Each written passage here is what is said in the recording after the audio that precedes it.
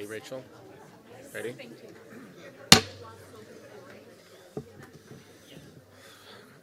Good evening. Why is everyone here? Like, we're not used to this. Something must be going on tonight. Leading us tonight in the Pledge of Allegiance will be the man of the hour, Dr. Stephen Keller. Please stand, right hand over your heart. Ready, begin.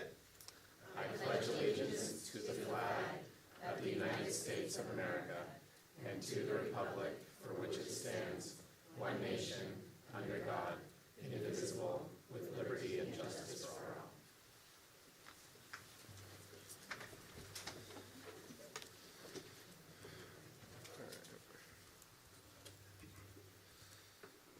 all. Okay. Tonight's closed session included the following items. Let me just get the agenda.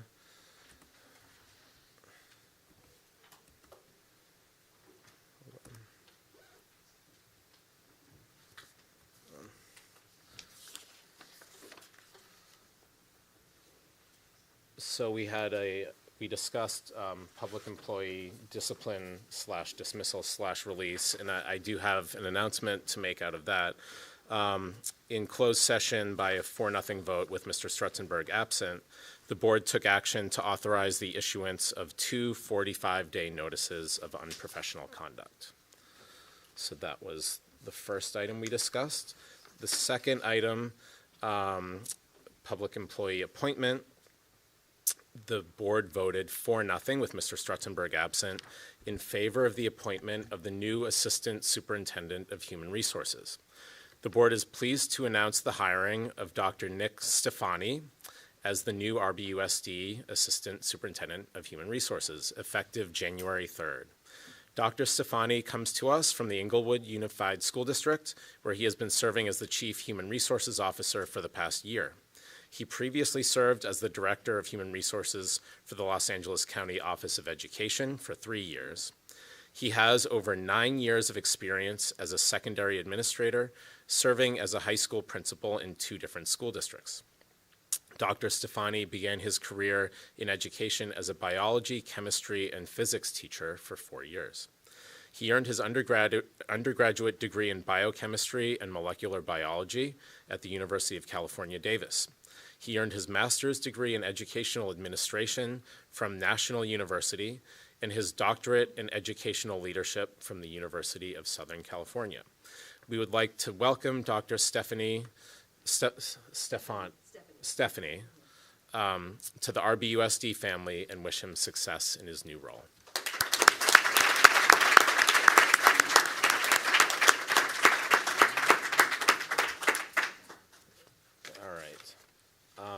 May I have approval of the November 8th minutes?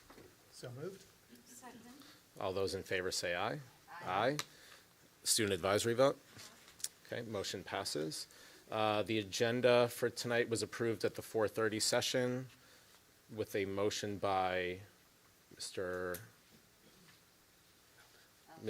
Elder. Well, I didn't know if it was, and seconded by Ms. Flynn. Okay. Reports to the board. We'll start with Dr. Suzanne Webb, who will tell us about South Bay Adult School.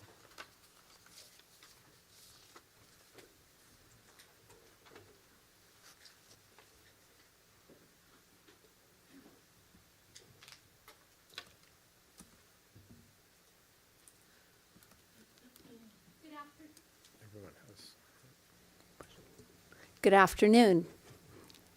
Thank you, members of the Board of Education, for having us here tonight. My name is Suzanne Webb, and I am here to present on behalf of South Bay Adult School.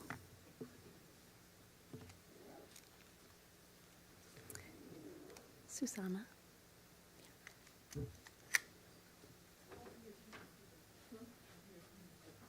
Very good.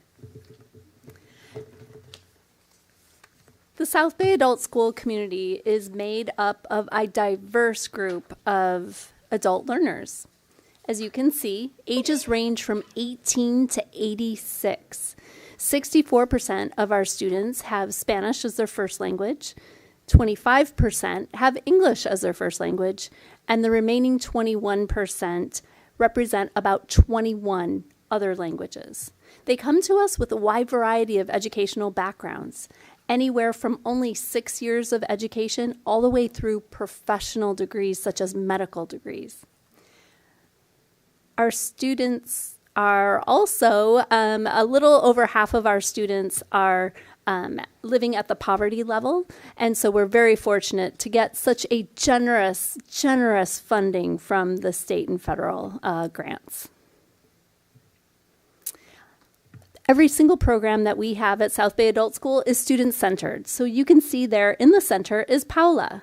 Paula just passed her citizenship examination and interview last week. So she came back to school to celebrate with her fellow students and to share her experiences with them. So citizenship, English as a second language, adult basic education, which includes Language Arts Academy and Mathematics Academy. ASE represents adult secondary education, which is our high school diploma and GED programs.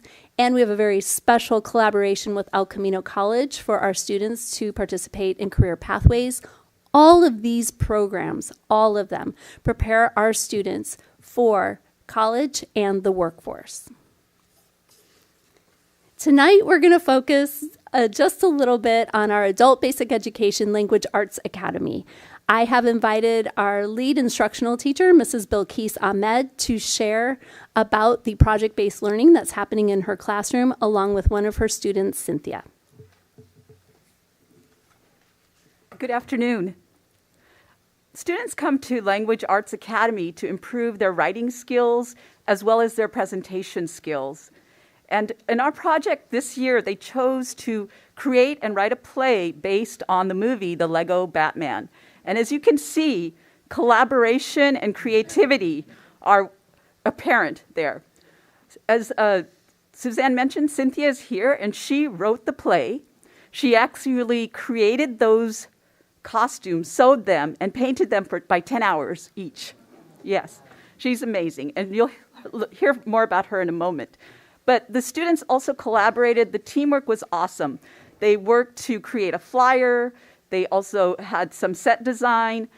The last thing they did was to create a PowerPoint encompassing videos and soundtrack to be played this Friday at their presentation. Now, Cynthia comes to us from Tijuana, where she studied fashion design. She had a design studio, as well later a dance studio. She also wrote a children's program for TV and directed 4 episodes. And during the height of the pandemic, she wrote a book in Spanish entitled El Foco, the light bulb. So please help me welcome Cynthia, who will share what this program has impacted her, how it's impacted. Good evening. In less than 1 year, the language arts program and passing the GED exams, I have granted me the confidence to, I'm nervous, to communicate fluently in English. I feel stronger in my abilities to go on to university to study creative writing. In fact, I appreciate that the teachers and administrators have supported me amazing. And I think I'm ready to go forward. Thank you.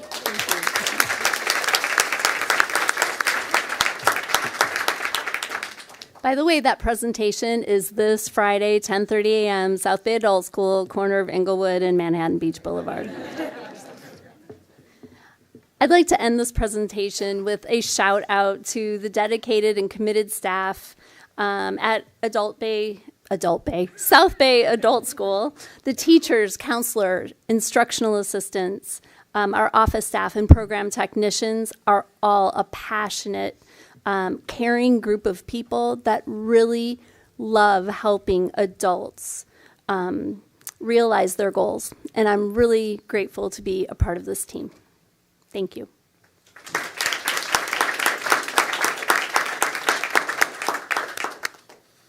Thank you. Does anyone from the board have any questions?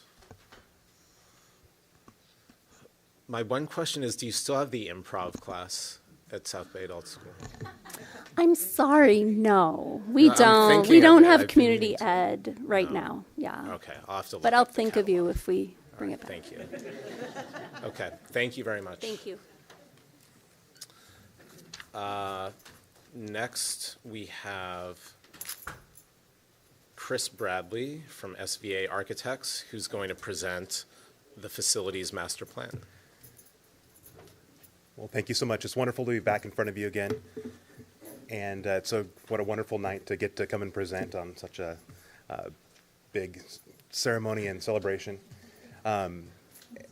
First, thank you for having us work on your facilities master plan. It was wonderful to get to work with you guys again and really dive into each of your campuses and get to know the principals, the staff, and really understand the needs of the school and begin planning with you for the future. So the first question is, for folks that don't know, what is a facilities master plan? And it's actually a lot of things. It's a planning document that's meant to guide the district in their future facilities. And really, it can be summed up in this quote. Facilities master plan is a snapshot of where the district is today and a roadmap of where the district would like to go with their facilities in the future, meeting the needs of students, staff, and community along the way. And so everything that's in this rather large document that's nearly 200 pages is serving one or both of those functions. And it's a significant investment from the district, both in time and resources.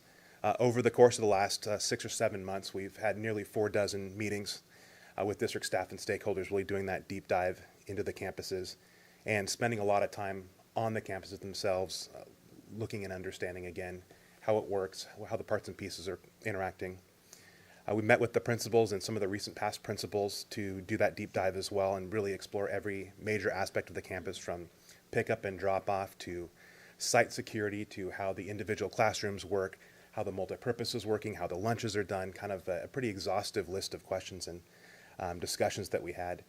And ultimately took that and in our own time going through your existing documents, diving into your drawings, the past projects to understand things from that perspective, and then our own time on the campus came up with this document that basically puts out that roadmap for where you guys would like to go over the next 10, 20, 25 years. So we'll go through just a couple examples. I've got 2 of them. We'll look at Alta Vista as kind of the prototype example of what the document looks like, and then we'll talk a little bit about the high school, and then we'll get into the nuts and bolts of some of the numbers. So for each campus, we have a section, and is the laser pointer working? Not very well. On the left-hand column is our kind of fast facts of the site, and there, as you're looking at it, you can get the quick information on the site, how many students, when it was built, the square footage, the number of parking stalls, and that's just meant to be something that can be a quick reference. And then a short introduction to the section.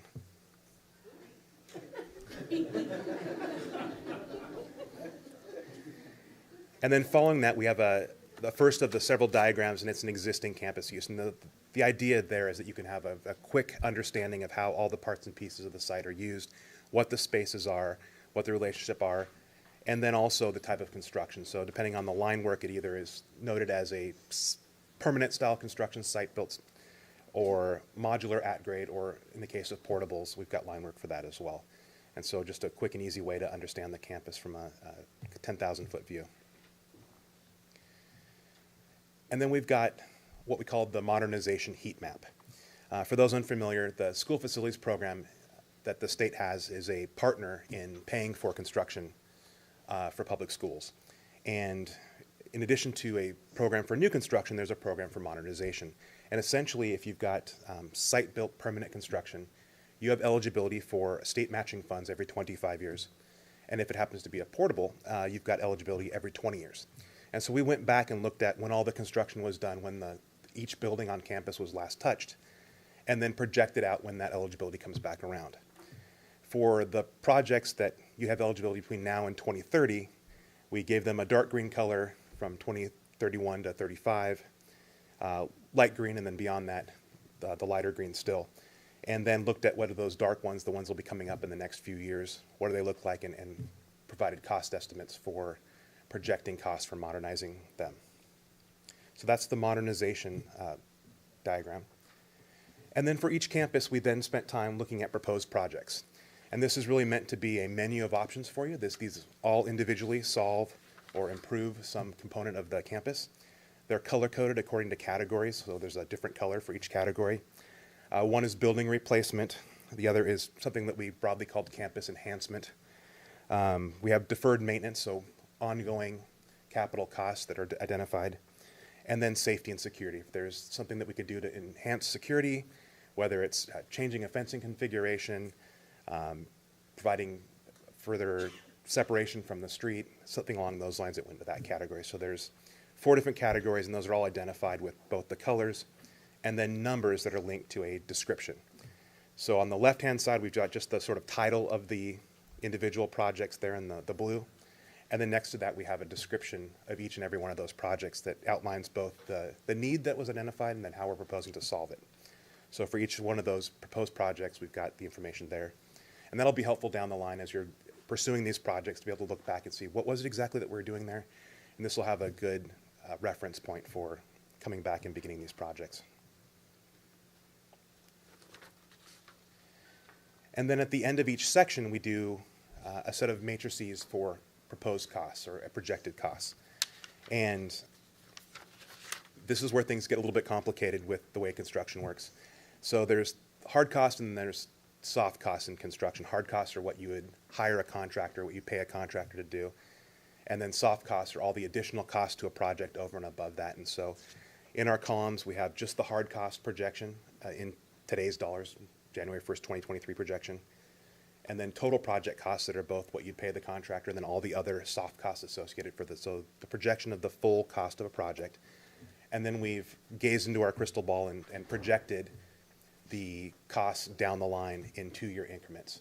We know that construction generally goes up a certain percentage every year. It's been a little bit more volatile the last 3 or 4 years, but working with our cost estimator, we feel pretty confident about the projections that we've made. And so you can get a glimpse into what we think the future is going to bring and plan accordingly. And then we've re-summarized on the bottom there, the second table down, according to the category. So if you're looking at a campus and let's say that you want to tackle safety and security, we've got a summary there that you can work from if you wanted to think about things just in terms of the categories. And then for projects or campuses that had modernization work in that near term, the next 6 years, we did cost estimates for that as well, unless we happen to be proposing replacement of that building. So in several instances, you have portable buildings that are eligible for funding coming up, but instead of modernizing those portables, we proposed replacing them. So you can still use your modernization funding for the new construction, but we're proposing to actually build new classrooms in that instance. And so those are reflected in this modernization cost estimate. So I have one question, Sure. if I can interrupt. So of the 4 categories, building replacement, campus enhancement, deferred maintenance, and safety and security, like, are all 4 of those eligible for matching funds or So no? they're somewhat distinct. So the way that the state funding program works, the funding is just essentially by age of the building. And it's irrespective of the categories. So the modernization funding is really, your classrooms have reached a certain age. The state understands that they need to be refreshed, and that is funding for that. Now, that money can also be used to do other sorts of projects related to it. But that's really kind of one category, modernizations. And then our 4 categories of proposed projects are distinct from that still.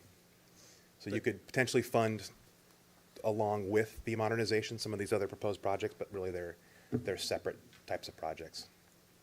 So that means, just for this example of Alta Vista, if I just look at the far left column, like 4.5 million for building replacement, 438,000 for campus enhancement, and so on, those are amounts that if we decided to do those projects Yeah. now, we would be footing the entire bill for those.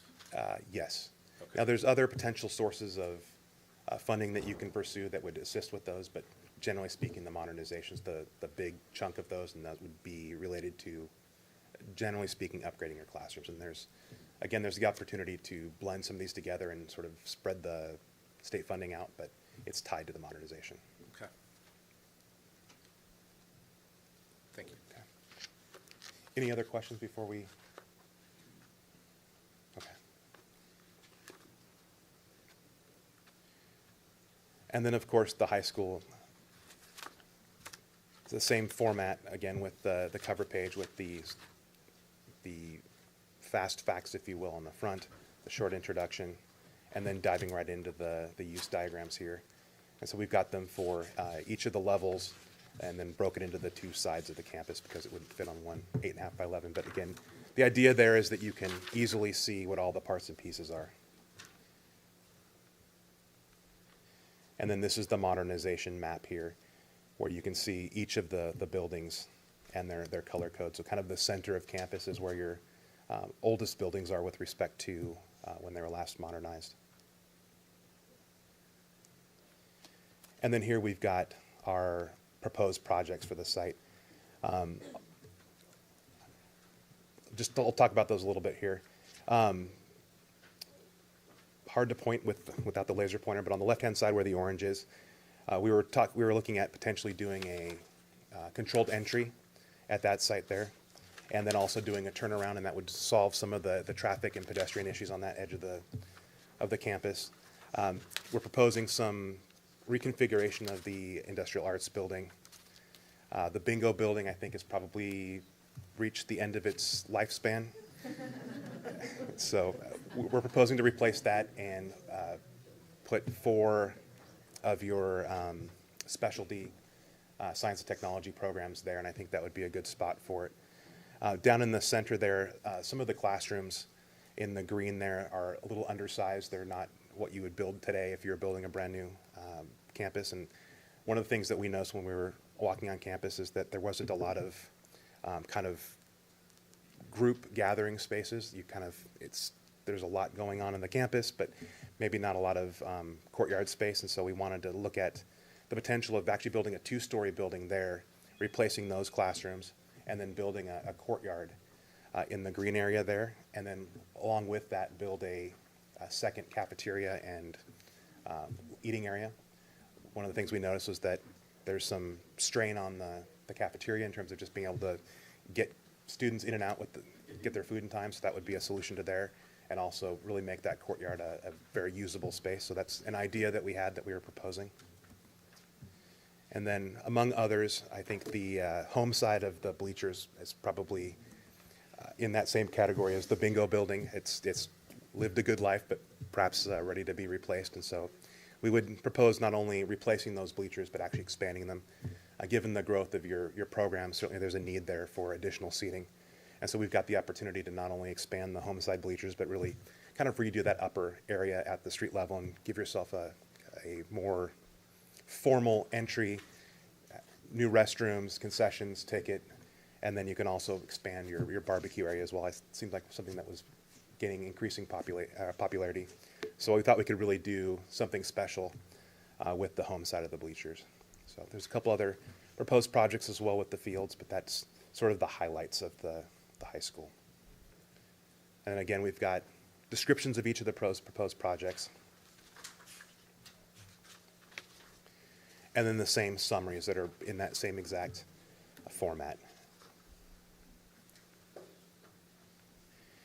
And then along with that, we've got the total project costs across all the campuses, is what I'm calling the full menu. And I think the way to think about this, because the numbers get very big when we're talking about sort of all the things we could possibly do across all the campuses, is that this is a menu to select from. You could order the entire menu at the restaurant, but probably you select the things that are most valuable to you at the time and work from that. But we have it broken down again in category, campus, modernization, sort of every version of grouping the costs together to consider them. Broken down by proposed projects, by their categories, and then by modernization. And again, we've got that for every single campus. What questions do you have?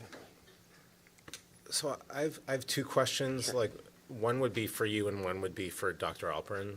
For you, just generally, why why and when do school districts come to you to do a facilities master plan? In theory, districts are supposed to have a continual facilities master plan.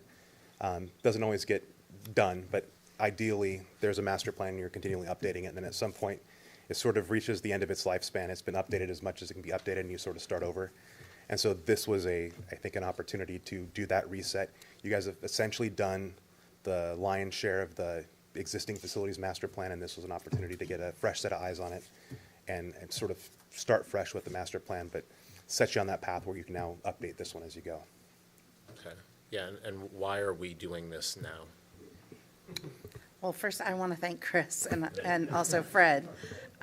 We've spent a lot of time together the last 7 months to get to this point. I've been in my job now for almost 3 years. And in the first year on the job during COVID, I also attended the school business certificate program and tried to learn all aspects of, the scope of the work. And the thing that really stood out to me is exactly what Chris is saying. We had amazing facilities, 3 school bonds that passed between 2000 and 2012, and really impressive, curb appeal. But when it came time for me to make decisions about when a principal would say, hey, I've got a need here, or I've got a need there wasn't a blueprint for me to follow. And what I learned is what Chris is saying, which is we didn't have the long-term master plan. Obviously, we engage in preventative maintenance. We set aside dollars every year for deferred maintenance so that, when a pipe that's 50-foot long bursts and we got to bring in outside help, and it's a 6-figure ticket, we have money to pay for that. But we didn't have this kind of long year, 10, 15, 20-year look to the future. And so that was really through conversations with Dr. Keller, conversations, with Fred, talking with our principals about that. And so they've sort of been on hold for the last little while, just because, they would ask for things and I'd say, we're going to put a facilities master plan together, make sure we get that on the list. Okay. So that's kind of the story. Right, so it's not like we have $238 million burning a hole in our pocket right now. I wish. Okay, No, we but do it's not. it's We just do to not. to be prepared for when things need to get modernized or built, we have a framework from which to make those decisions. is what you're Absolutely. saying. There are also some smaller projects on this plan that we do believe we will be able to prioritize, maybe some of the safety issues, principal conversations we've had about, for instance, a number of those schools have kindergarten playgrounds where the fencing is not probably standard height in the way that we expect our fencing to look in today's environment, Okay. as opposed to when they put it in maybe in 2009. So Right. we think we'll be able to take on some of those kinds of projects, but not the hundreds of millions of dollars that Yep. are in the master. Okay. I think it's helpful having this master list here because while most of our schools were built in the 40s and 50s, we've got schools like the high school, which opened in 1905. Burrell was 1925, so we do have older sites and we've maintained them over the years, but we don't know what comes next. And this kind of gives us a blueprint for what some of the options are. We don't have to do all of it, but it gives us an idea at least of what different aspects would cost. If we want to do building replacement, for example, we've got a lot of old bungalows.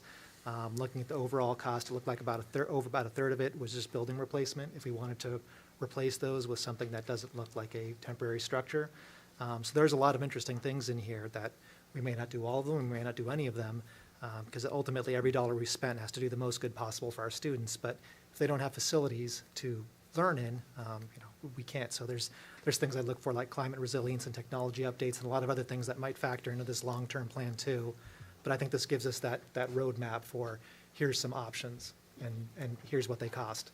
And then the next step, if we want to pursue those options, is how do we pay for them?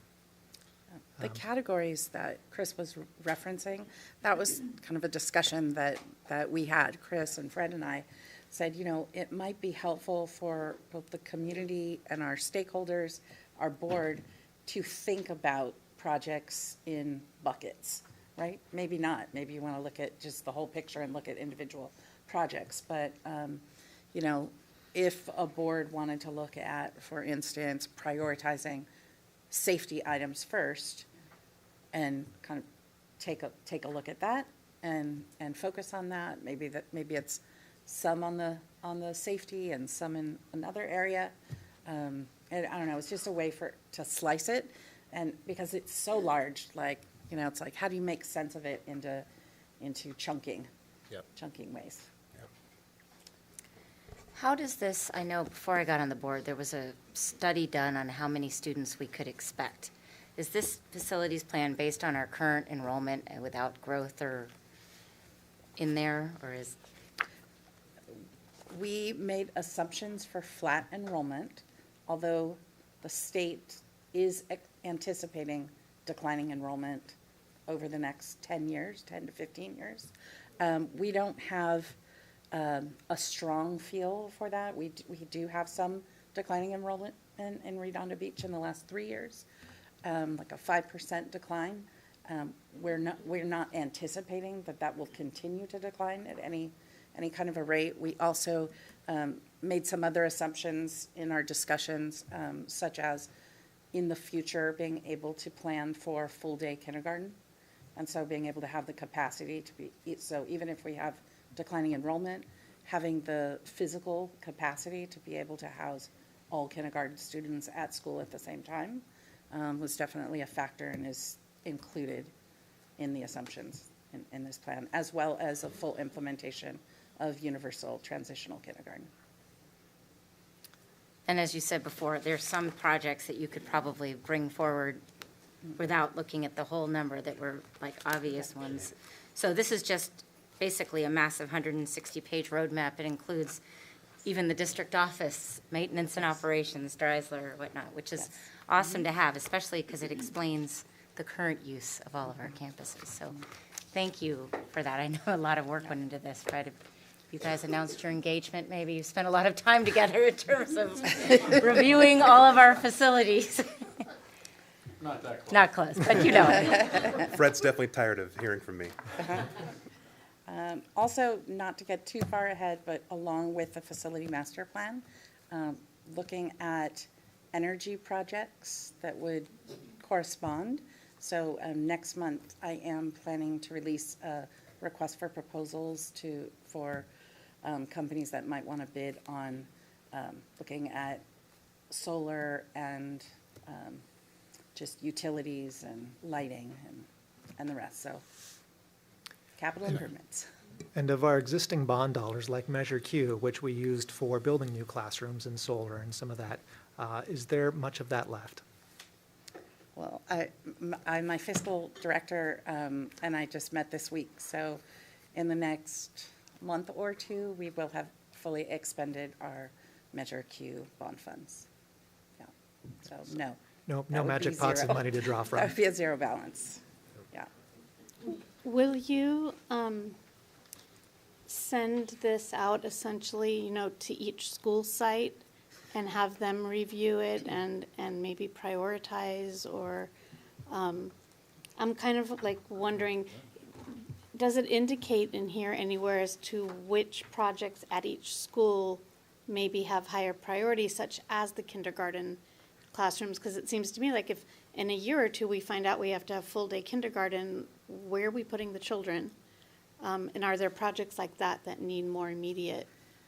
So my recommendation is that in January, maybe, the board can talk about the process, like next steps in terms of communication.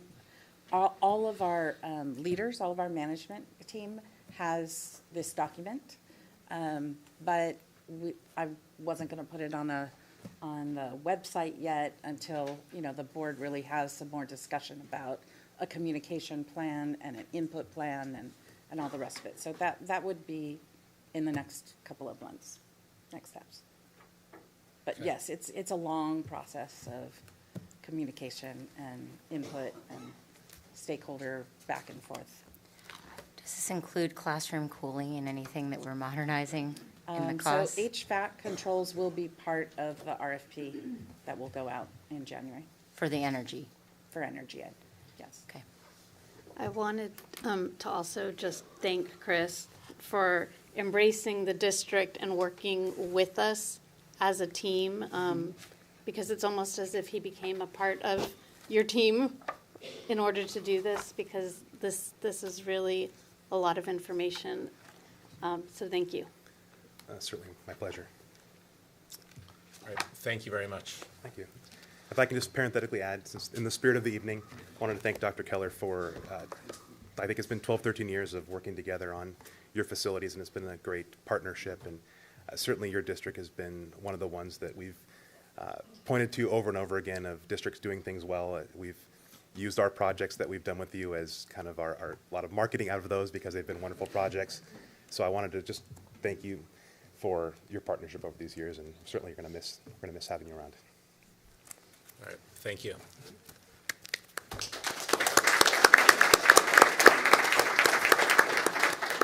All right, so we have a lot of people here to roast Dr. Keller. I have what we think is a really cool gift to give to him. We'll get to that in a couple minutes, but before we do, why don't my fellow board members, if you want to say, kind or unkind words about Dr. Keller, here's your opportunity. So we'll start with Raymer. No comment. No, I'm just kidding. That would have been the best present. There What is is his resignation on Well, I a did, later I wanted, agenda before we item. got to the later agenda item, I was going to pull that and refuse to vote to accept your resignation. I would just say thank you for your tireless efforts for the last 16 years on behalf of all the kids and community members in Redondo Beach. You've always put kids first and taught others to do the same, and you've left us in amazing hands, and appreciate everything that you have done for this community. Do I have to be nice? I'll be brief as you would prefer, but in terms of current board members, I think I've been involved in the school district the longest and have pretty much been there. I tried to figure it out earlier, but it was your second year, I believe, when you started here is when Hannah first started in Redondo. So I've seen and worked with you throughout the years, and I cannot thank you enough for the support and love you have shown the children of Redondo. And thank you. Dan. You've been a superintendent here almost as long as I've lived in Redondo Beach, and you've turned us into a destination school district where our kids can thrive. That really says something about how many families come here for our schools and the leadership that takes to create that culture of excellence. So, I just want to say thank you for that. Your, good to great was incredible. This hard on the problem, soft on the people, all these mantras you embrace, and this culture you've created to create this room full of leaders and these leaders we have at our schools. It's demanding here. We're very innovative. We move fast, and I love it. It's an incredible team to be part of, and I just can't thank you enough for everything you've done for our kids and to build out this legacy of excellence. So thank you. Okay. All right, so I'm going to go over to the podium for the gifts.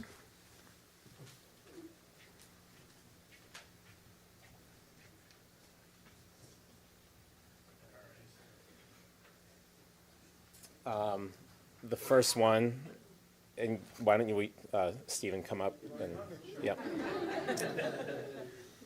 The first one isn't that funny, but I'll read it.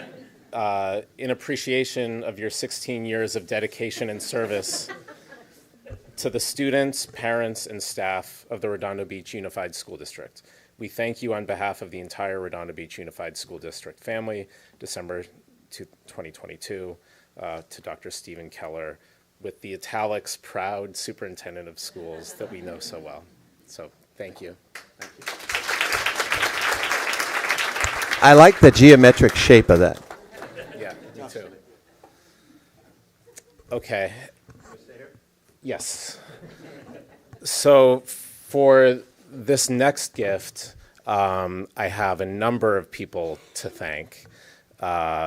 So many people contributed, 4 board members, your entire cabinet, principals who I emailed without even knowing that they had already bought you a gift. They pitched in. Did they all pitch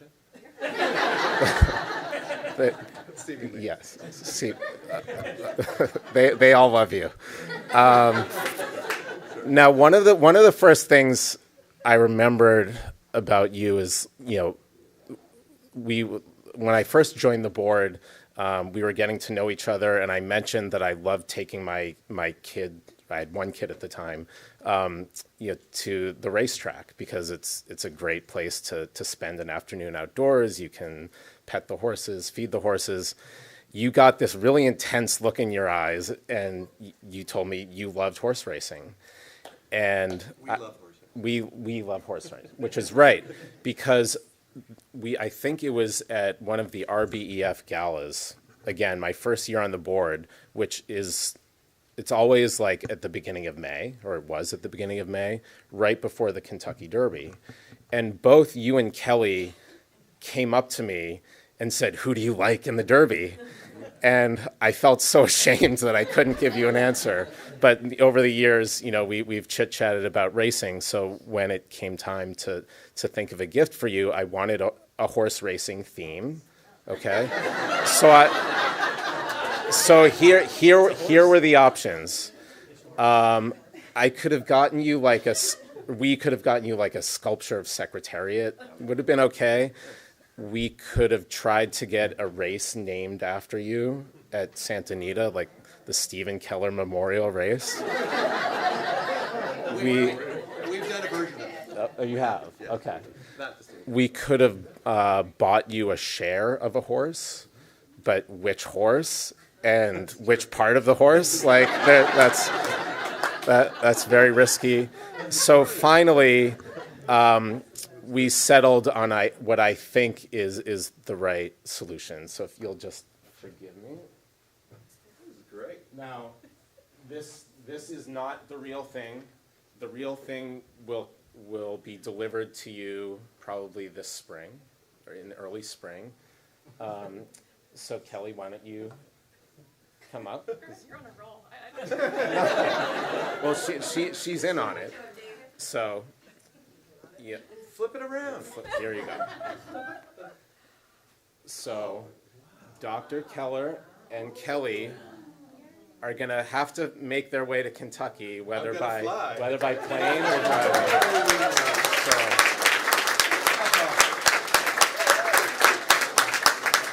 So it's 2 grandstand seats. So it's not in the infield where you have to stand all day. You'll have seats, have a fantastic time, and yeah. That's awesome. Thanks. So I like the plaque too, but I like this one. all right.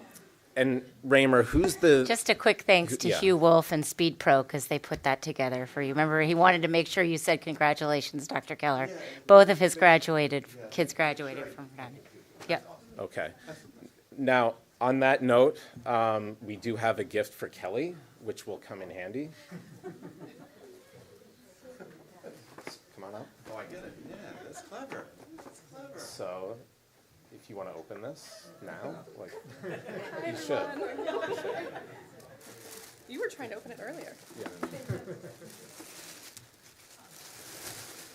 That is very sweet.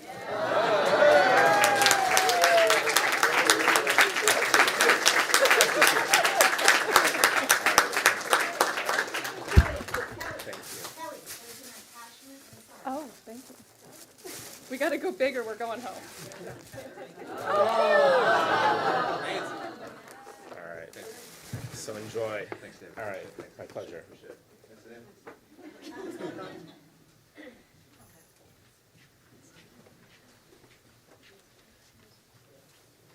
Okay. So I've been given a long list of speakers. So first is going to be Sarah Robinson.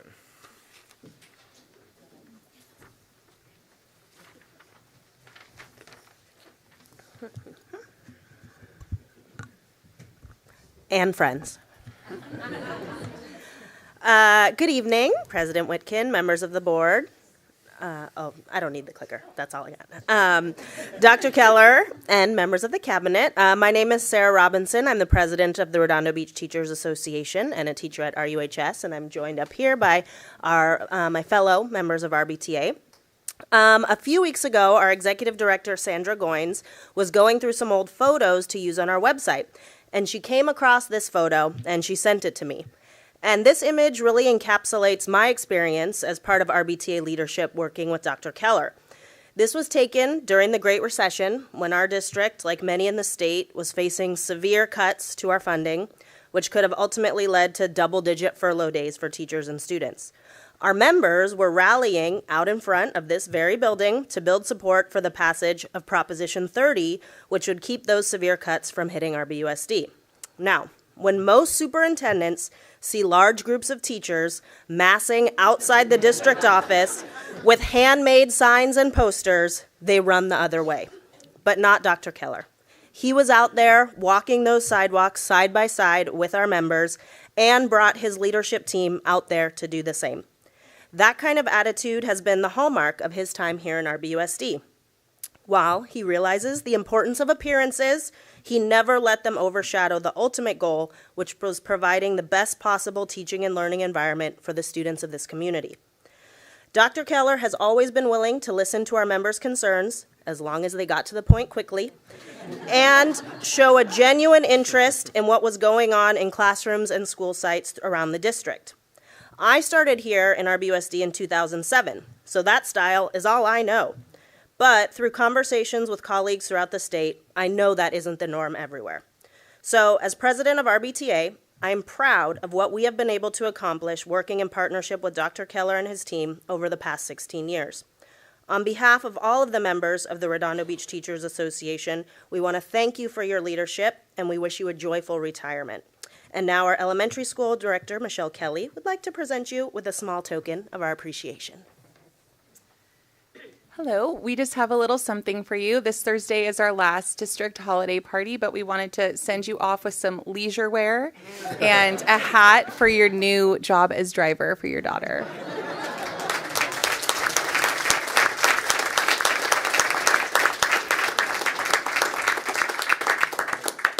Thank you.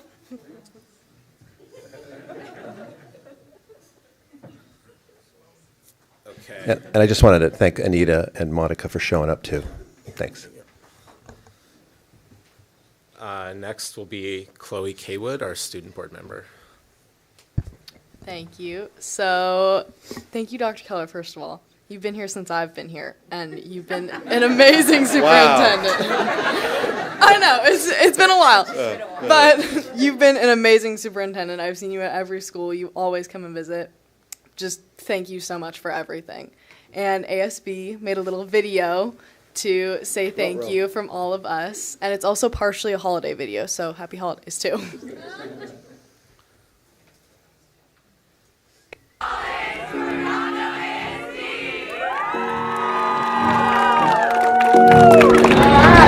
Hi, Dr. Keller. Thank you so much for all that you've done for the Redondo community over the last 17 years. We're going to miss you so much, and thank you for everything that you've done for all of us. From all the students at RUHS and ASB, we want to thank you so much. It's been such an honor serving under you as a student board member. You will be missed. Thank you, Dr. Keller, for being such a great role model to all of your students. We all appreciate you greatly.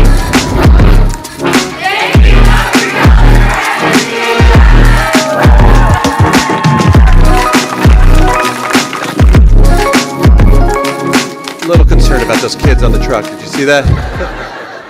Yes, and thank you to the Redondo Beach Fire Department because they came out and we got holiday photos. It was a whole thing. It was great. Thanks, Chloe.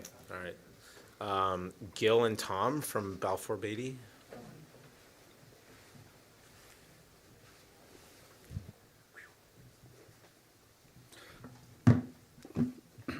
Good afternoon, everyone. My name is Gil Fullen, and I'm from Balfour Beatty Construction, and Tommy Schlegel here is to join me here tonight. So it's hard to believe that it's been 16 years, and those went by really quick. And on behalf of Balfour Beatty, and John Bernardi and Emily and many other folks that have served the district, we want to thank you for being an amazing partner. I mean, you brought so many positive attributes, right? You were fair, but you were firm.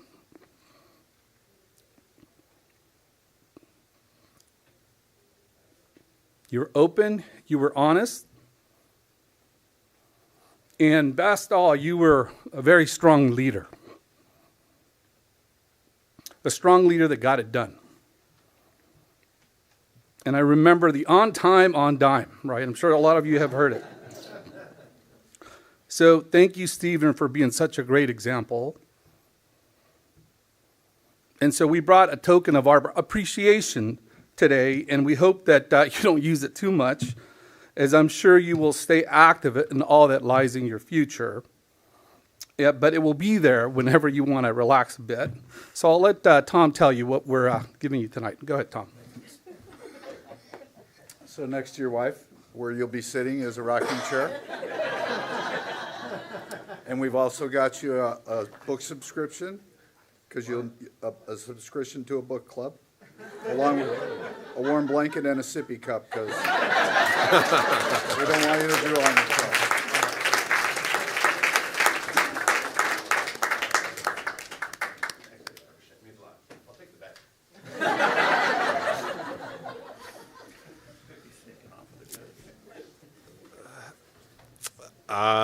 Distinguished former board member Brad Serkin.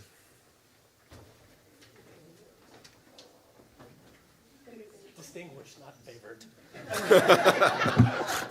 He wouldn't say that in public, at least. Stop sniping with Anita. I'm just answering her question. Yeah. Well, hello, everyone. As announced, Brad Serkin, previous board member and parent in the community. What to say? When you announced that you were retiring a few months ago, people came up to me and, asked, is this true? Who's going to take over? What have you? And, I asked for, some words of, to describe the superintendent, positions, and what have you. That's great. Things such as, a born leader, instills confidence, smart, a uniter, passionate, caring. Regrettably, that was mostly about Dr. Wesley, who's taking over for you.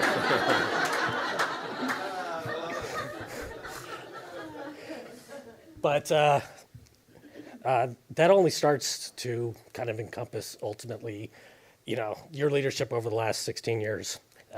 You and I have worked together 12-ish years officially, some with RBF, and 8 years as you fondly love to refer to us as your bosses.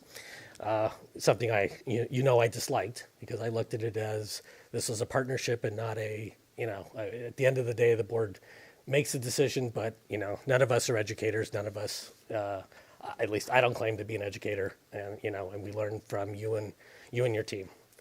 And, the leadership is shown by how you handle things, who you hire. And, people ask me, I've said this to many people here, do you miss the job?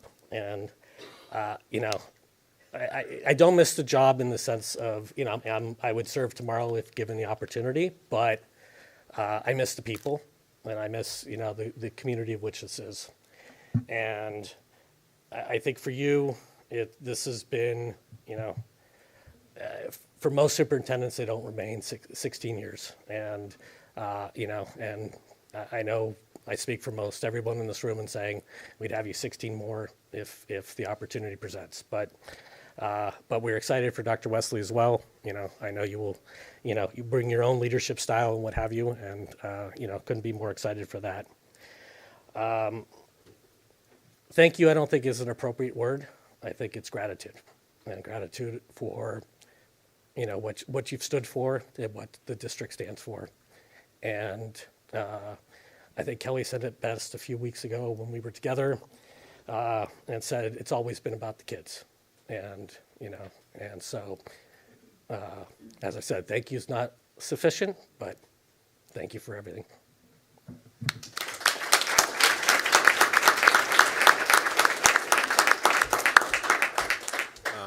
Next will be another former colleague, Anita Averick.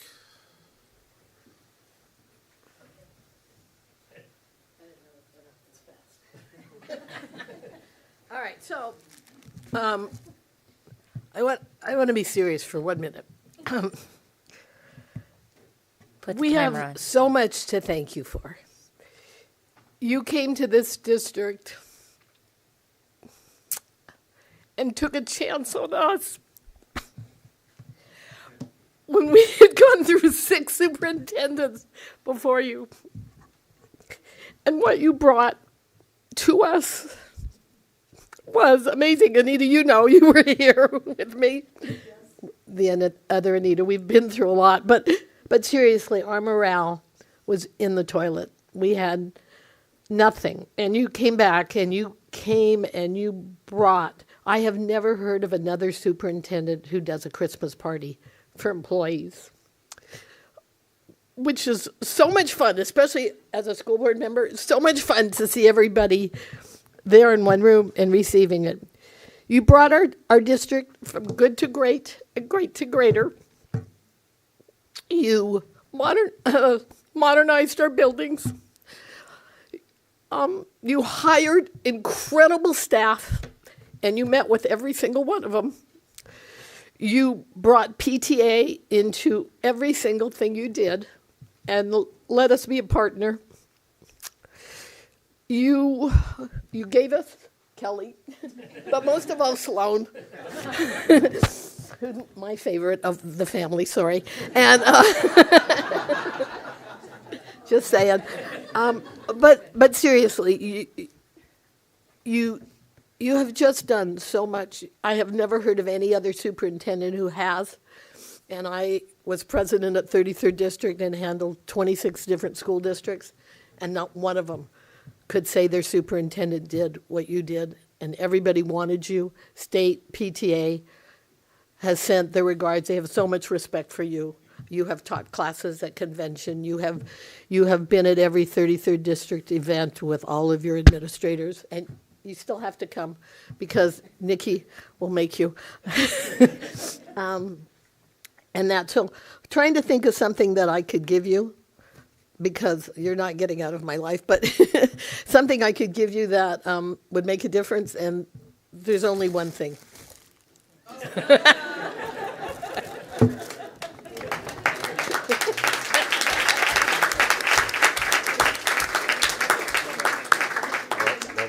And one other thing, Stephen, the jury has just come back. They ruled that you were okay. They liked you. All right. Another distinguished colleague, Mike Christensen.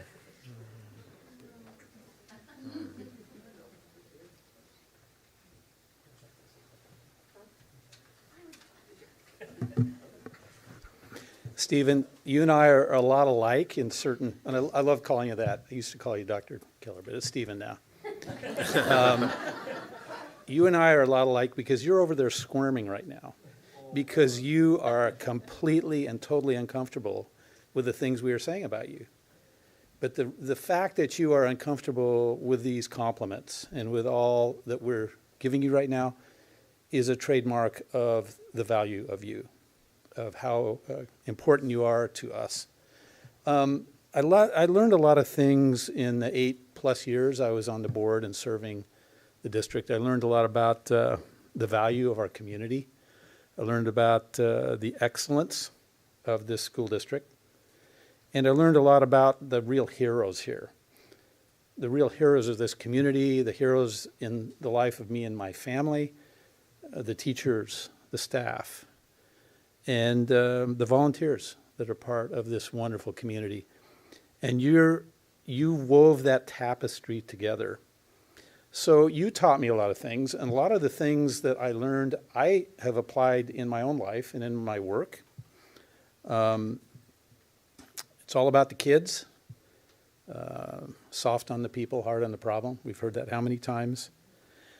And it's important to bring and hire the right people.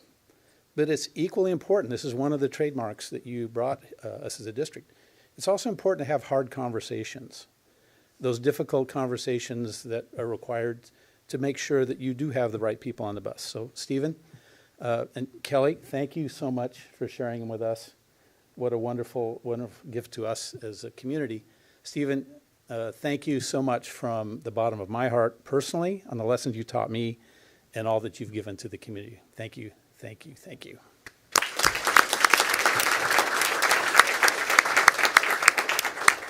Former colleague Brad Waller.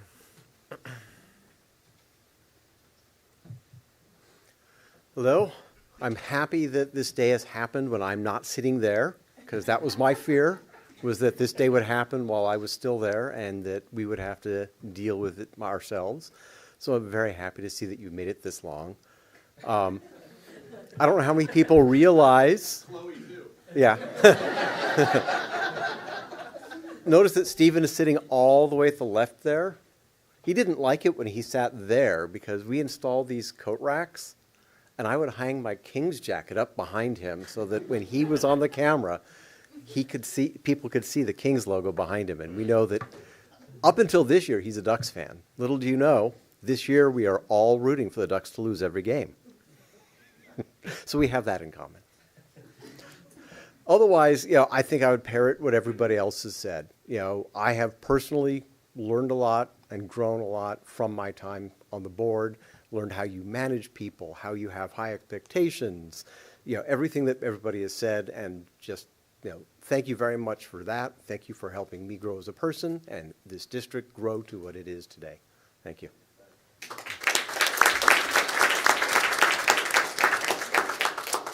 Next is Robert Abijay.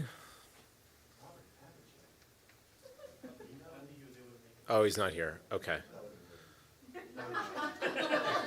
Look, can I just say who Robert Abijay is on this list? He's a former student at Cucamonga Middle School. Circa 1987. Yeah. Wow. Okay. Turned out just fine. Yep. Han Archer. Yes. Hi. First of all, just get out of the way. I didn't buy you anything. Just gonna say. But I can barely remember a time before you were superintendent of RBUSD. Maybe people don't know that the Redondo Beach Ed Foundation was created because Dr. Keller asked volunteer parents to give his district a Ed Foundation, and that's how it grew. And over the years, whenever I would reach out to you, your instinctive response was, what can I do? You never hesitated. You never even asked me what it was. You just said, what can I do? So the foundation's growth and success, I really do attribute to your commitment to making it successful, so thank you. Over time, parents have often asked me, can you ask this of Dr. Keller, or can you tell Dr. Keller this? And I would always say to them, I don't have a special phone number to the bat phone. I call the same number that is posted on the district website, and granted, you will get Ricardo first. But you will always and can always go directly to Dr. Keller. You don't need to go through anybody to get to him. You've always made it known to the parents in this community that we are a part of public education and that the success of RBUSD is because of parents, teachers, students, and the community at large. So thank you for that. I also want to thank Kelly and Jackson and Sloan for sharing your husband and your dad with the RBUSD family.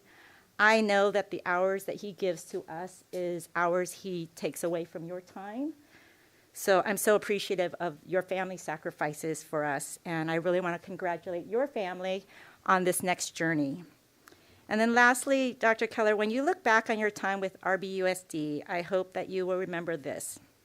It will not be the classroom cooling initiative. It will not be the solar panels that you had installed or the many accolades, awards, and rankings that you help us achieve. Your legacy will be that you created an environment where everyone is welcomed, everyone is heard and valued, and that we solve problems by being hard on the problems and soft on the people. Your legacy will go on. So thank you for your leadership, your friendship, and your commitment to public service for so many decades. You will be very missed.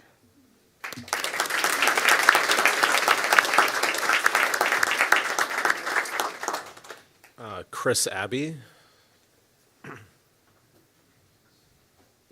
Hey, Dr. Keller and school board. I'm here tonight also as myself and representing my office, Nash Additions.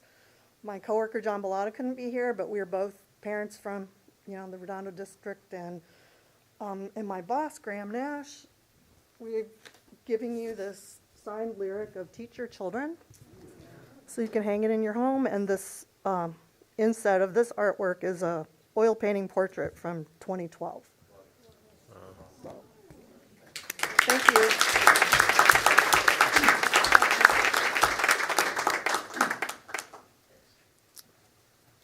J.J. Henrik.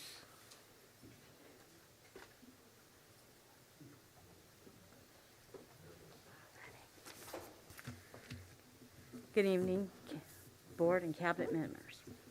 Dr. Keller, you're on the hot seat tonight, so let's light it up over here.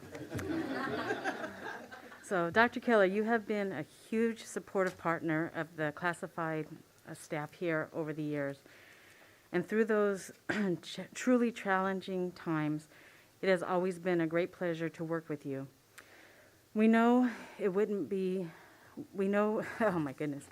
We know we wouldn't have been part of the finest school district in the South Bay if it wasn't for your inspiring leadership and tiredness and drive. We will greatly miss you, your humor, your sassiness, and overall, your jolly Christmas pants. On behalf of the Executive Board of CSEA Chapter 57 and all of RBUSD classified employees, that we respectfully, represent, typo, is that me? Okay. We would like to represent a present to you with a placard showing our appreciation and many years of service, and a gift card to Home Depot, because we know a can-do guy like yourself wouldn't be able to sit around in retirement for long, and hey, who doesn't like power tools? So congratulations on being the proud retired superintendent, and we wish you a happy and productive retirement and a wonderful holiday.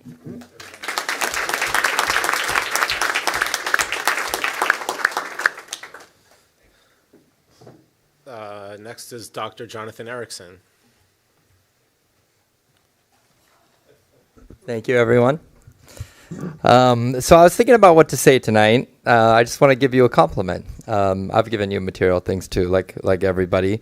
But when I was thinking about what to say tonight, the word that came to mind is a word that educators use to describe great teachers. It's with-itness.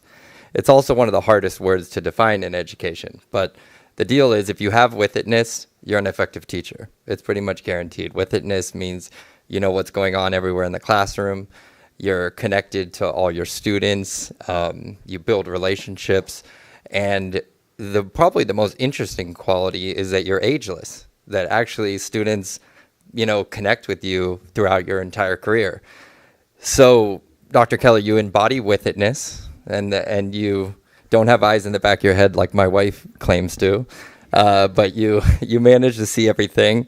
And probably the quality of yours that stands out to me most, and people have said it in different ways tonight, is that part of you is still a kid. And what better thing for an educational leader at the top of an organization to be just like the people we're serving every day in the classroom. And it comes out with your silliness, you're willing to go to the classroom, your willingness to engage with students every time you do. So it's also awesome for retirement. So I think while some people may fear retirement, the kid in you is completely ready for it. So thank you for everything you've done, and we appreciate you a lot.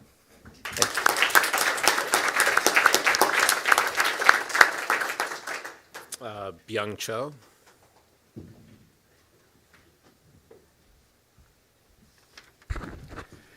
I don't have anything elegant to say, but just want to say thank you on behalf of myself, my wife Sung, Kylie, Kira, Kaden. I remember about 10 years ago when my oldest is 9th grade with Dr. Breedy and Mr. Breedy. Sorry, I gave you another degree there. And as Han shared with us, I called that number and got Ricardo, and he sat with me for 10, 15 minutes. I asked him, hey, you look like you're doing a great job. Do you have a good relationship with your bosses? I do. Well, why do you ask? Because I want you to stay here because I got 3 kids. I want to make sure they get great education. And well, I'll be here. I can hang out with any of my board members. So don't worry, I'll be here. Well, and then I asked, what can I do? Well, I want you to do this. What he said was, get involved. Get others to get involved. Spend time with your kids. Do things that matter. That is, talk to your kids, hang out with your kids, and encourage other parents and everyone around, not just parents, but to be involved with education of our next generation. And that helped creating Redondo Beach that has excellent learning, becoming an excellent learning community, bar none. And I'm so proud to be a parent of 3 great kids and getting great education, and be a community member that benefited from having an awesome school district that truly went from good to great. And I love to see this district go great to excellent with all these new leaders that you've developed and community members that support you. And you've taught us and pushed us to do better every day. And with a smile on your face. And as others have shared, what was it, the soft on people, hard on problems? And you embodied it. And you've never shied away from any questions, any difficulties that came about. You became a role model of teaching my kids. You have a problem, you go talk to, you address those issues. You don't shy away. And you're going to be kind, but you will have to stand up for yourself. And that is true throughout all schools. So thank you for being a great role model, not only for just the students, but for all of us. And thank you for whatever you end up doing. I'm sure you'll enjoy. Kelly, you get him back, but I'm sure he won't just sit there on that chair. So get ready. Thank you.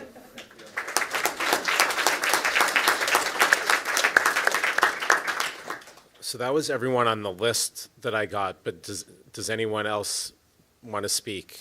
This is your time. Sure, go ahead. Yep. Hi. Yes.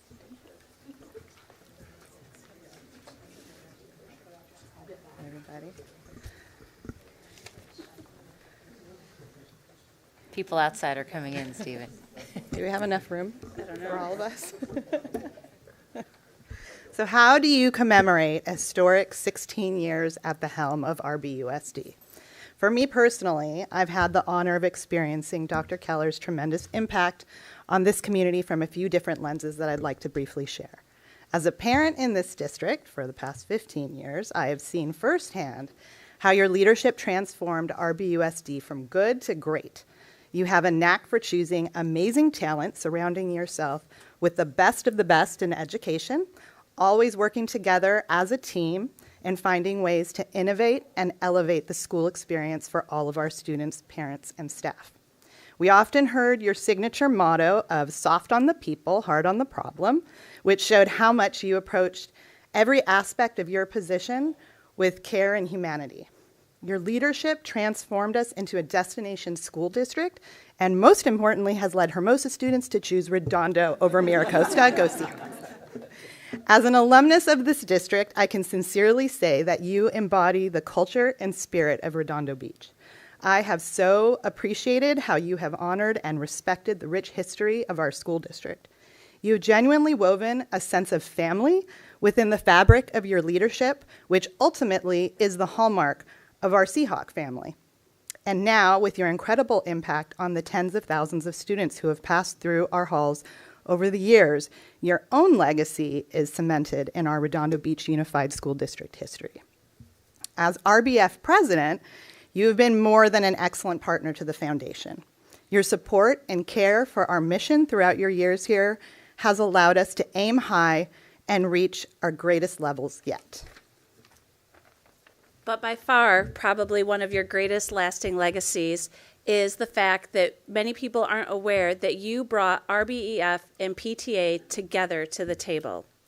You had a vision for the best way for both of us to achieve great things was to work together. That serving our students as a we was far better than as an us or a them, and that would give our two organizations the greatest ability to do good things for kids. To commemorate our lasting partnership and the impact that you have made on RBEF and PTA and the children of Redondo, we would like to present you with your very own Redondo Union varsity jacket, complete with the Redondo R. We have the RBUSD logo and Dr. Stephen Keller, proud superintendent of schools, 2006 to 2022, embroidered on the lapel. And most notably to Doris and I and our organizations that we represent, the RBEF logo on one side and the PTA logo on the other, always together in partnership with an amazing superintendent.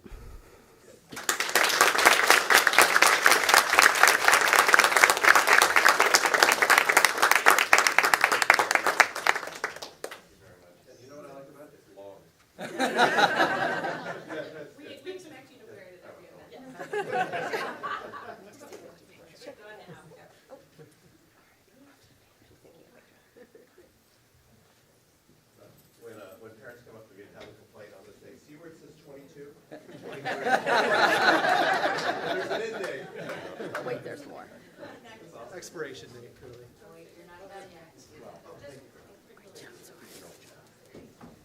Thank you very much.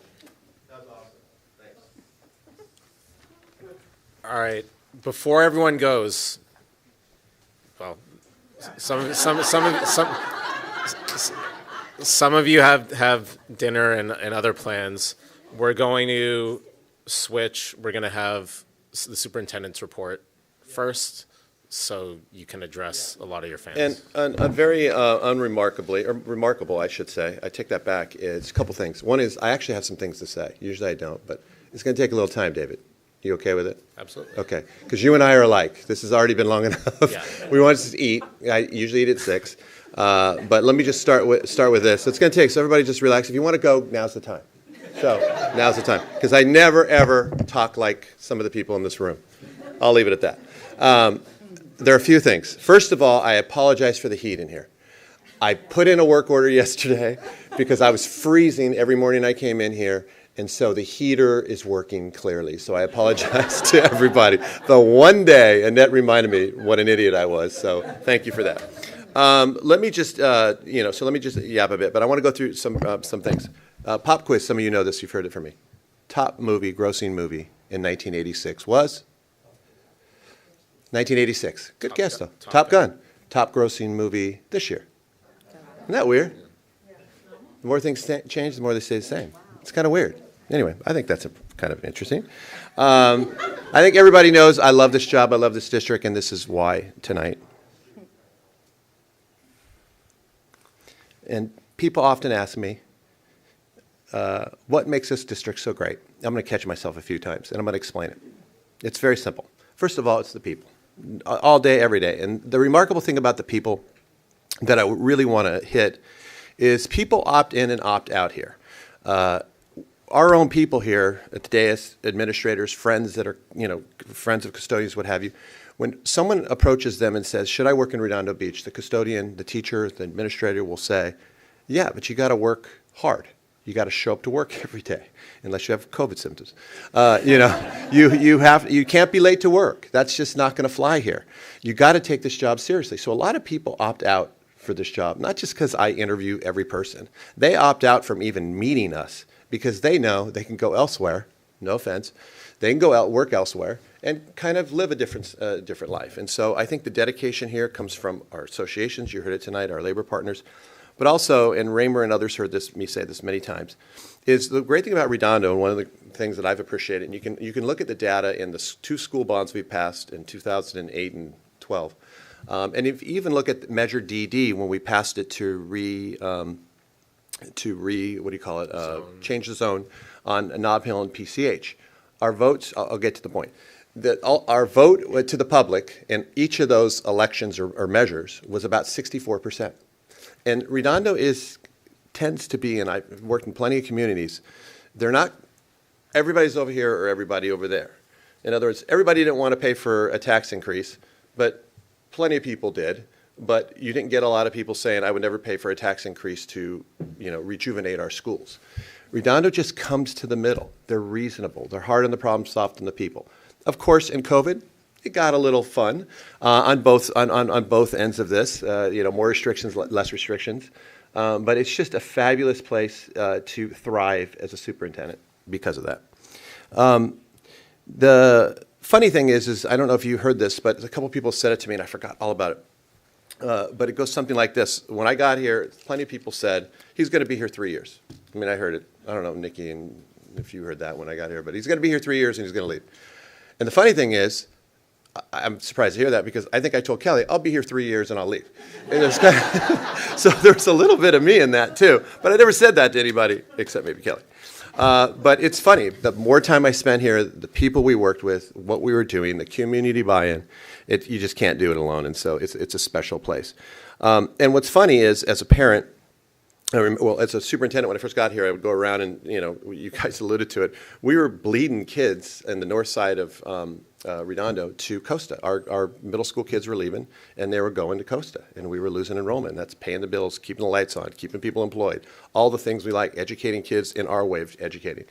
And we had to figure out a way, and so I did anything I could to sell anything to parents to get them to stay with us, K-12, and not go to our neighboring districts. The funny thing is once Sloan started going to school in our district, I realized all the stuff I was saying was true.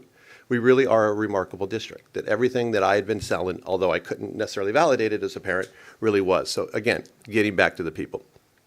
I do want to thank a few groups of people. There's a list I'm going to go down. I have a great family. You haven't met my entire family, but I have 3 brothers, a sister, all very supportive, great people. All unique.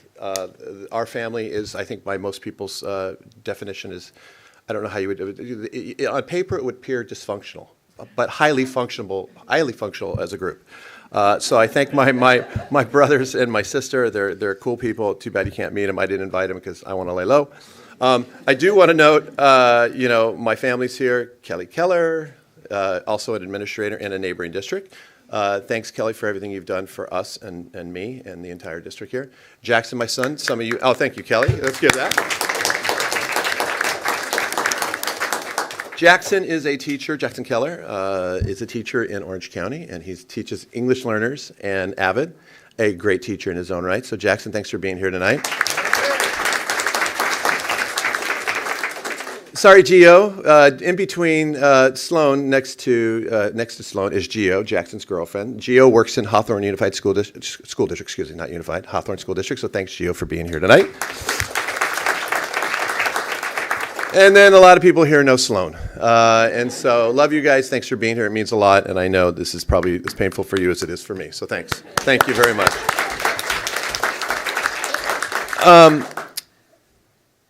I want to, of course, thank our parents and our students. Chloe, I really appreciate everything you did tonight. I think at the end of the day, everyone said it well. It's about the kids. It's about the hustle for kids. It's everything we do. And so to the parents who believed in us, could have gone elsewhere, maybe started elsewhere. We always said, Nikki and I, back in the day, we used to say, we'll leave the light on. If you want to go to Costa, come on over your sophomore year. I think, nothing against Costa, but I think that's a motto we've had, and I think it's worked well. To PTA, you guys are great. I know some of you have left. I do want to say, any new superintendent who asks me, what's the secret sauce? What do I need to know? What haven't I done? What do I need to know more of? And Dr. Wesley, you know this because you live it yourself. PTA can be your biggest advocate, your best message carrier, your biggest hustler. When there's a bad message out there, if you give them a message, they hustle to get the most objective message out there. So I want to thank our PTA. The Redondo Beach Ed Foundation, you said it very, very well, Doris. and Han. I remember when I got here, there were two things I didn't know that no one told me about. A, we didn't have an Ed Foundation. It was actually a friend of Kelly's, the second dad to Kelly, who told me that out at dinner one night. And I just assumed we had one because I came from a district that was a thriving Ed Foundation. And then what was I said two things? Did I say there were two things? I forgot what the second one was. What was the second one? Anybody remember? Anyway, they figured it out. And they hustled, and they're raising over $1 million a year. So I do want to thank the Ed Foundation for everything they're doing. I'm about halfway through, David. Beach Cities Health District, I just want to let people know there's about 1,000 school districts in the state of California, about 1,000. 3 of them get the benefit of the Beach Cities Health District. And there's no other Beach Cities Health District around here. And so I just want to thank them. I want to thank Susan Burden back in the day, who was the CEO. Tom and Allie there that take the leadership role. They integrate well to our whole child mission, and we wouldn't be the district we are without them, and we won't be the district we continue to be. Did I miss some? Okay. The city. I do want to say the other night we were at a city event, and somebody said some nice things about people, but the city manager, correct me if I'm wrong, some of you that were there, he said that in 2006, compared to today, listen closely, their property tax value has doubled in those years because of the schools. That came from a city manager. Who doesn't like that? Well, if you're paying those property tax, you probably don't like it, but you get the idea. And that includes, I want to thank Mike Wazansky, the city manager. I really think they've got a terrific city manager, big fan of his. And RBPD and, of course, RBFD. In particular, I want to thank Chief Kaufman, from the retired police chief, and Joe Hoffman, who's doing a great job. They've just been tremendous partners. Other partners we had over the years, American Heart Association, I always come back to. We've raised now, I think it's over $1.4 million for heart to chase and challenge and to fight heart disease and strokes. ShareFest, they are a great nonprofit in our community. We've done a lot of work over the years. And then just a few financial firms, Schools First Credit Union, Coneca Credit Union, and Farmers and Merchant, who've been great partners with us over the years. Labor partners, am I out of time? Okay. Hang in there. This is important to me. Labor partners, RBTA, CSEA, AFT, they've been great. You know, it was not easy in the beginning. And, there's some of us here that were here when we got here. There was just a lot of mistrust. I'm going to give you a little note that at one point somehow they were negotiating. This is a true story. We were negotiating in this room, and the previous technology person, I think, accidentally left the microphone on, and so you could hear people talking in the hallway. And it was horrible, and it was just an accident. But it was part of the hoopla when I came in here, and we had to figure out. And so I want to thank our labor partners for taking the long game with us and really trying to do what's best for their members and our family members as a school district. And all staff, whether you're certificated teacher, staff, classified staff, teacher, CDC, South Bay Adult School substitutes, even our coaches, it's all about people. I said this a million times. Our management team, it's hard to work here. Who said it? When you work here, it's up-tempo. You did, Dan. It's not easy. We're fast-paced. People leave us and say the first thing I learned about leaving Redondo is it's an up-tempo offensive game. You don't play a lot of defense here. COVID, we had to play some defense, for sure. That's for sure. Somehow I skipped over this one, and it's kind of funny. God, if I would have forgotten this one. Board of Education. I want to thank the 5 people who hired me. So Todd Lowenstein, Drew Gammett, Arlene Stage. Some of you are like, who are these people? They were important people in my life, that's for sure. Arlene Stage, Jane Deal, and Carl Clark. They took a risk on a kid who was clueless, so want to thank them. The kind of in-betweeners, Anita, a.k.a. Mom. Mom for sure. Mike Christensen, one of the most ethical board members, people you'll ever meet in your life. Just a great guy. Laura MD, she served 1 term, now a city councilwoman.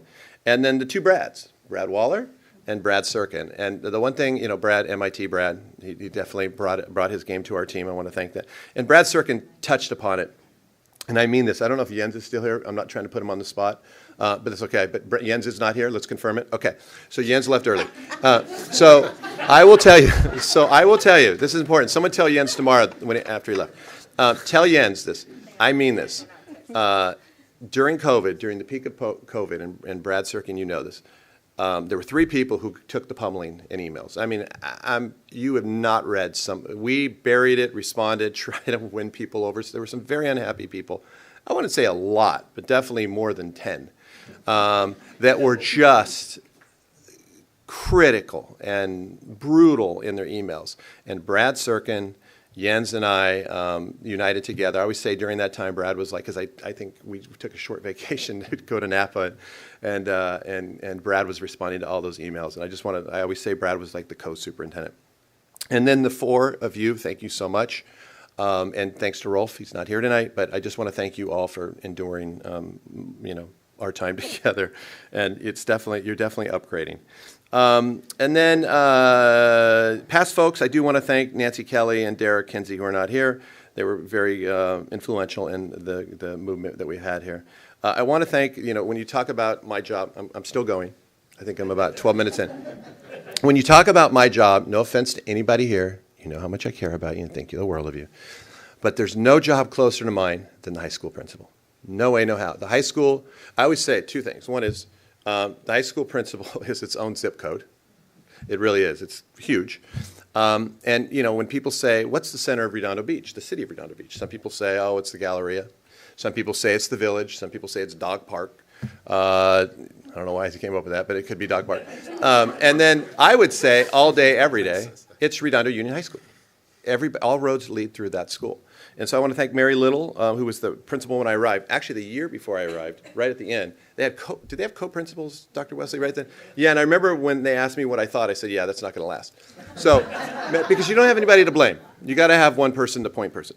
And so that's really important. And so Mary Little was there and really got the school going to a level that was needed to just get it moving forward. And then Dr. Wesley came along and really rebirthed it. And so I want to acknowledge that. That high school is a lot of you.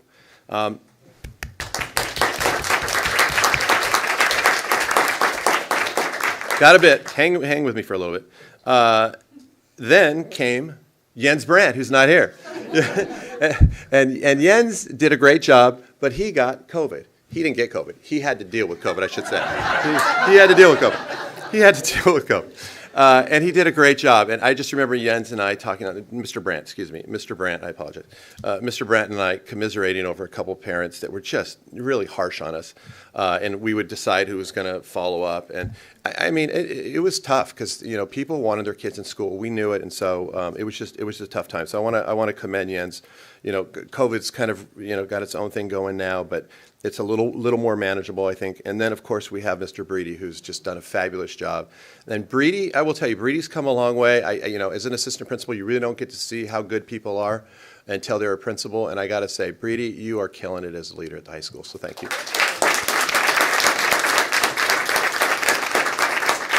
So I'm just going to confirm, I think the board took the right action in confirming the new superintendent of schools, Dr. Nicole Wesley, and I'm a proud advocate of her, so congratulations to Nikki.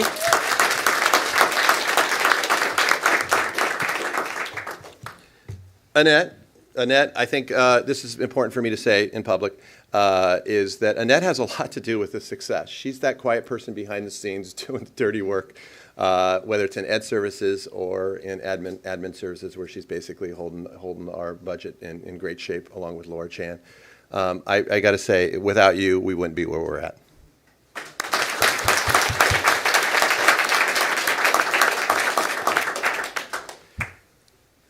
And Susan. Susan is interesting for a few reasons. No, Susan's interesting for a few reasons. Let me tell you why. First of all, I would have met Susan probably, I don't know if we formally talked about this, we've alluded to it. Drink your water, because I'm going to. So Susan and I probably would have met 6 months earlier, but I had I'll just say a person approached me and said, you need to meet this woman named Susan. And I said, why? She goes, because I think she's going to be a great employee for you. And I said, you have no idea who we hire. We hire hardcore, hardworking, wake up, roll, 12-hour days when you need to, 14 hours when it's mandatory. Like you don't know what I do for a living. And it's true. It's a true story. And so finally, I succumbed to this person and met Susan. And the minute I met her, I said, we got to put her somewhere. We got to hire this person. And it's funny. You look at the first blue ribbon school right here. That's Susan Wilds. And I wanted how proud I am of that. That's a big deal. I love those kind of awards because those awards are significant. And I would just say briefly, no one needs to worry right now, but I know she's got 2 children still in our schools, but she is the face of a future great superintendent. So, Susan, thank you for everything. You've been great to me, so thanks. And then Mr. Air Traffic Controller himself, Ricardo. We couldn't say this, we couldn't not recognize Ricardo. You know, I always, you know, first of all, I've known Ricardo 3 school districts. I'm not a person that takes people. I'm just never been that guy. But Ricardo was with me in Baldwin Park, and I barely knew him way back when I was a director of stuff, and he was a school community liaison, and he was a superstar. And then I went to Laguna, and he did a district-wide version of that. And I remember when I called him here to say, I can't explain everything. It's a personnel matter. I don't want to say it. It had nothing to do with Ricardo, but I just had to make some moves. And I called Ricardo. I said, Ricardo, have you ever been an assistant? And he said, no. And I said, great, you're going to be one here. And he came in, and he basically took it over. We at one time had 2 people in that office, just to make that clear. We had 2 people in that office. You guys okay over there, the good teacher and me? Do I need to use proximity? Okay. Okay. All right. All right. And so Ricardo, what I would say, 2 things. One is he's the air traffic controller, planes flying, you know, going up, going down. You don't want him to collide. You want him taken off on time. And he is, this is the phrase I've just made up, Ricardo. I think it's pretty clever. He brings the unified in Redondo Beach Unified School District. He is the catalyst. So thanks, Ricardo.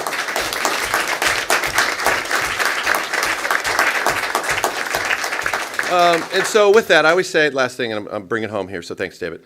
School District A is better than School District B, not because of the kids, but because of the adults in the district. And what that means is, it means everybody in this room, it means the residents who vote for things in our favor, it means the city, it means our parents, our connected relatives in the community, extended family. It's everybody, every adult in this community that makes a difference. It's the crossing guards. It's everyone that makes this district the special place it is. So don't forget that. Kids are kids wherever you go. Kids are great. We love our kids, whether you're working in Redondo Beach or somewhere in the district more inland. And then I was just going to ask, I'm going to kind of bring this home. I thought about this all day. Of all the gifts I would want is a timer to take home. So when people come over, I could, and they talk too much, I could give them a 1-minute warning. That would be great. So with that, David, I bid farewell. Thank you. All right. Thank you.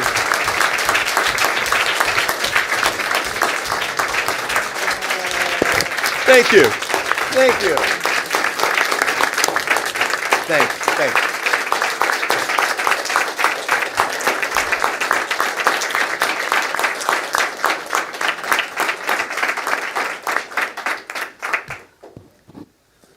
Thanks. Thanks, everyone. Thanks, Brad. Thank you.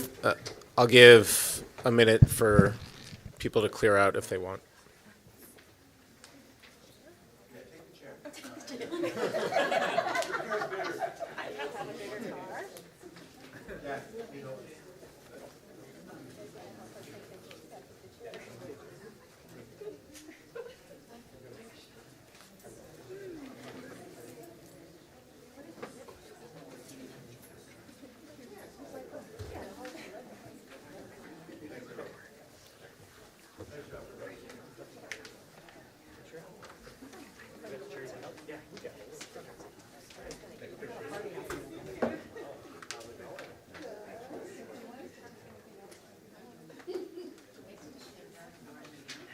I thought this was the board's meeting. This guy just took over. Yeah. Yeah, it'll cool down now. No, thank you. That was great. That was great.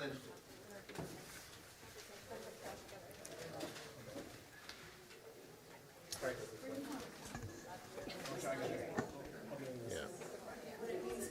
It's a sauna.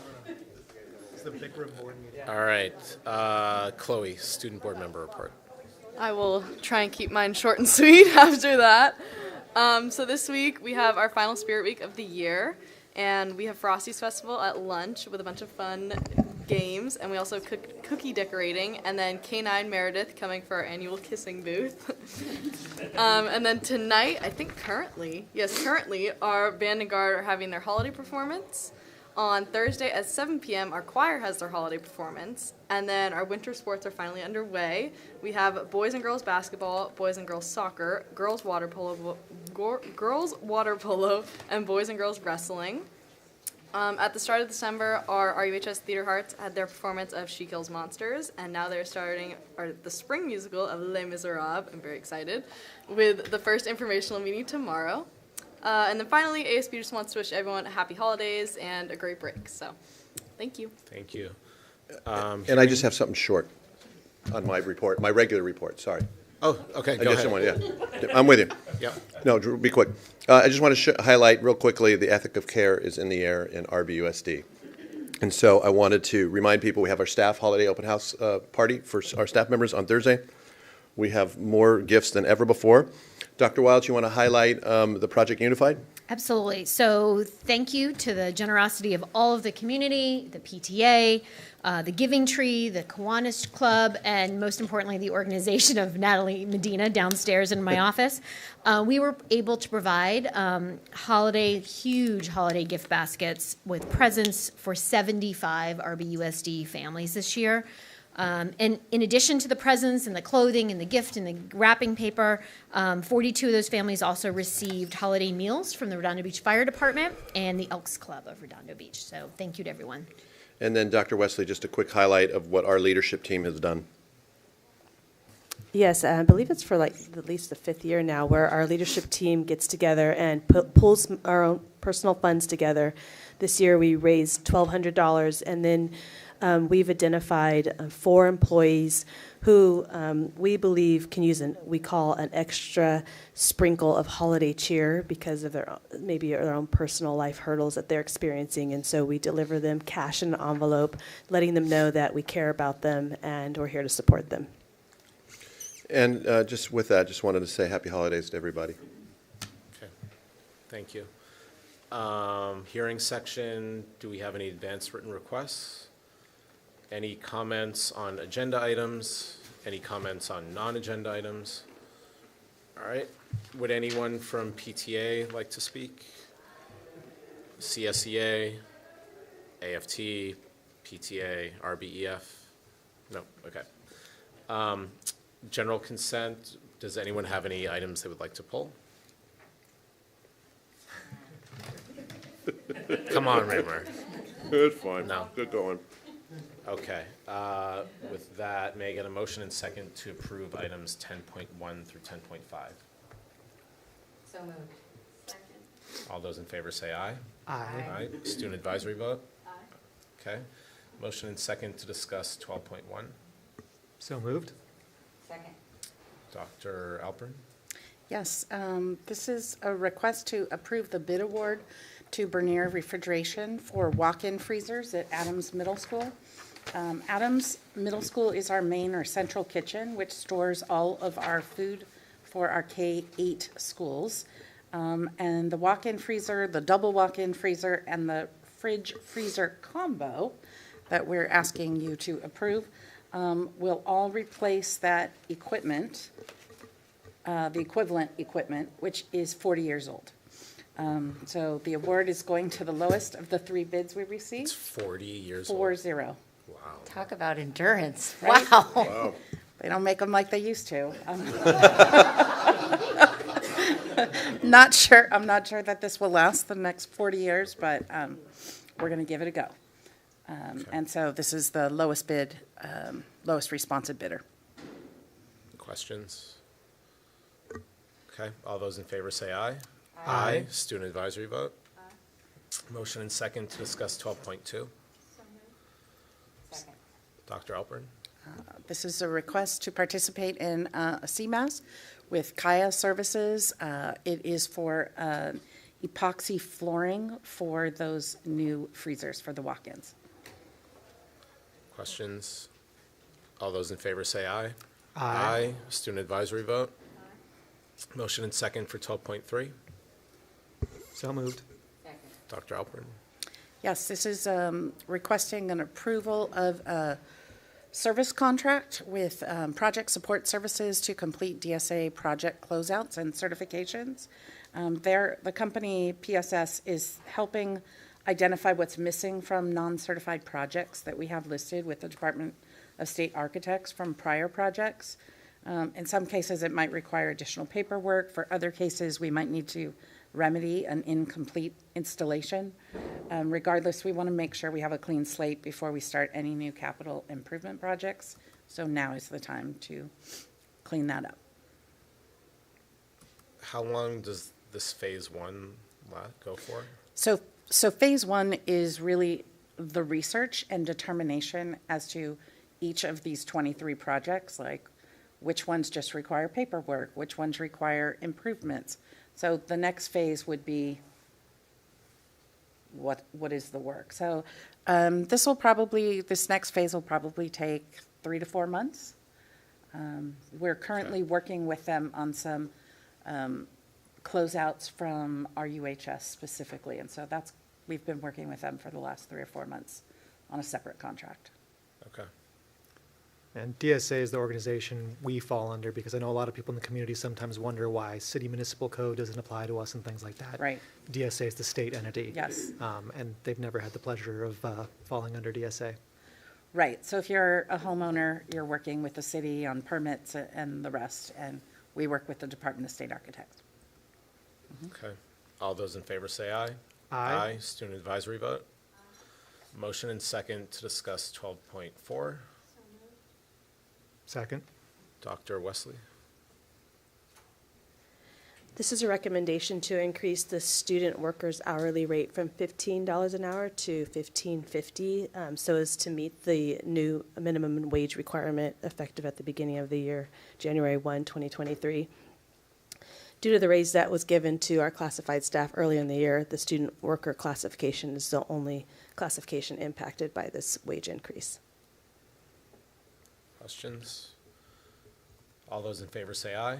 Aye. Student advisory vote. Motion and second for 12.5. So moved. Dr. Wesley.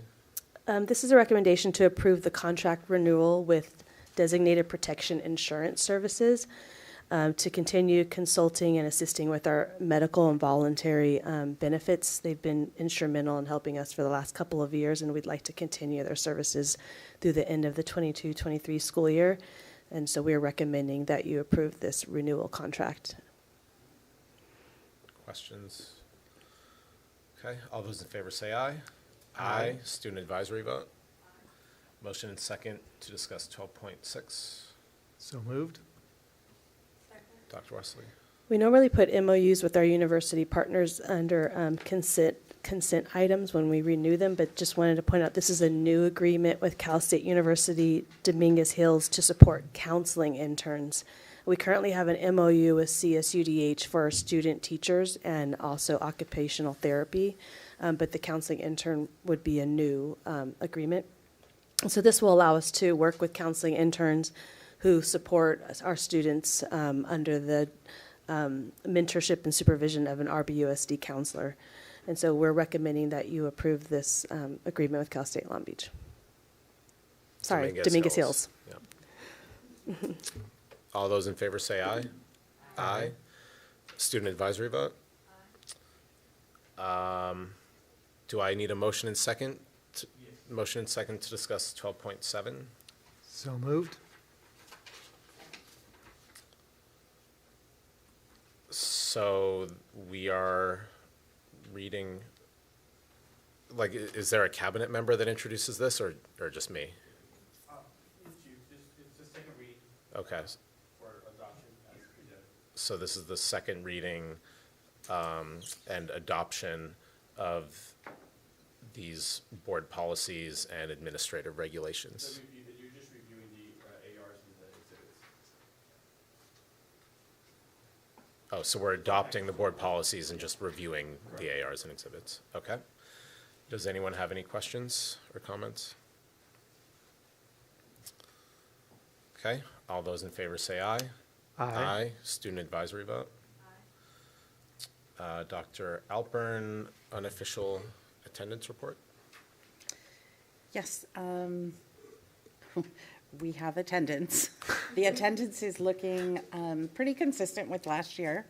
We did have a little bit of a blip right after the RUHS homecoming, where we saw not COVID, but flu and illness that really impacted first at the high school And then we saw that play out in families, so middle school and elementary school, but for about a period of 2 weeks. After that, it went back to normal patterns. Okay. Any questions? All right. Does anyone have any correspondence they'd like to share? Okay. Board member reports. Dan? Well, in the interest of brevity, I'll keep it short, but I think we should discuss potentially having a December 31st board meeting, just to make sure we get our money's worth. Just throw that out there. So moved. Any seconds?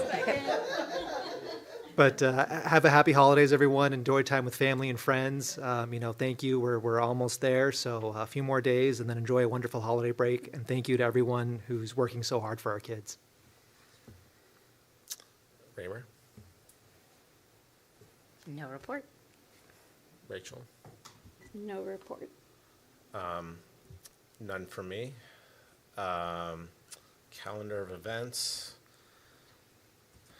We will be back here January 10th and look forward to Dr. Wesley's first board meeting as superintendent. It's a big day. With that, can I delegate the adjournment? Do you want to? I don't think I can. All right. Let him have the gavel. Yeah, pass the gavel. Right. All right. May I have a motion and second to adjourn the meeting? So moved. Second. Do it one more time. One more time. May I have a motion and second to adjourn? So moved. All those in favor say aye. Aye. Student advisory vote. Meeting is adjourned.